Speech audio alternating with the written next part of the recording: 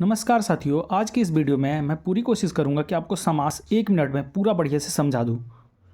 तो सबसे पहले हम समझ लेते हैं समास का शाब्दिक अर्थ। तो समास का शाब्दिक अर्थ होता है संक्षेप। ये कई बार प्रतियोगी परीक्षाओं में पूछा गया है कि समास का शाब्दिक अर्थ क्या है। सबसे पहले हम समझते हैं द्वंद्व समास की तरफ। तो द्वंद्व समास क्या है? जहाँ प्रतियोगिता हो, आपस में क्या हो, प्रतियोगिता हो या प्रतिस्पर्धा हो, जैसे दिन रात, राम रावण।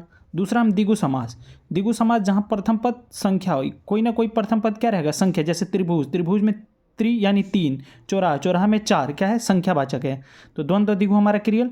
अब तीसरा आते हैं हम क्रमधारय समास। क्रमधारय समास में जहाँ पहला पद क्या हो, विशेषण, और दूसरा पद क्या हो, विशेष्य। जैसे चंद्रमुख, यानी कि उसका मुख कैसा है? चंद्र के समान। ये उसकी विशेषता है। महात्मा, यानी कि वो आत्मा कैसी है? महान है। महान क्या है?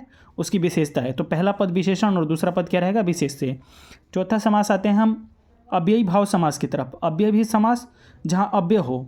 अव्यय मतलब जिसका आप बहुवचन करिएगा तो उसका बहुवचन नहीं बनता है। जैसे भर पेट, भर का आप भरो नहीं कर सकते। यथाशक्ति, यानी कि शक्ति के अनुसार। यथा का आप यथाओ नहीं कर सकते हैं।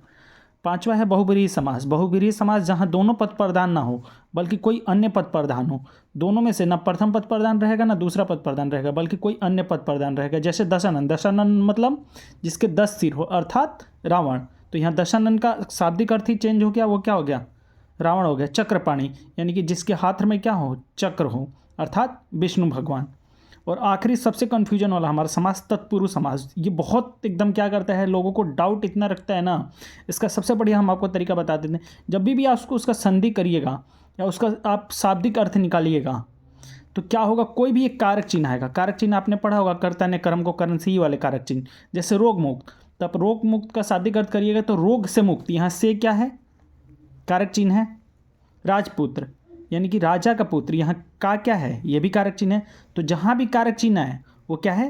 तत्पुरुष समास है। मुझे लगता है आपका ये समास क्लियर होगा। अगर आपका समास से रिलेटेड कोई भी डाउट है तो आप कमेंट बॉक्स में हमें कमेंट कीजिए, हम आपके समास के सारे डाउट क्लियर कर देंगे। और इसके बाद अगर आपने ये वीडियो देख ली तो मैंने समास से रिलेटेड आपको 50 क्वेश्चन की वीडियो डाली है। 3 पार्ट में वीडियो है, आप उसको अच्छे से देख लीजिए। आपके सारे समास के डाउट क्लियर हो जाएंगे। अगर फिर भी आपका कोई डाउट रहता है तो आप हमें कमेंट कर सकते हैं। ये वीडियो देखने के लिए आपका बहुत बहुत धन्यवाद।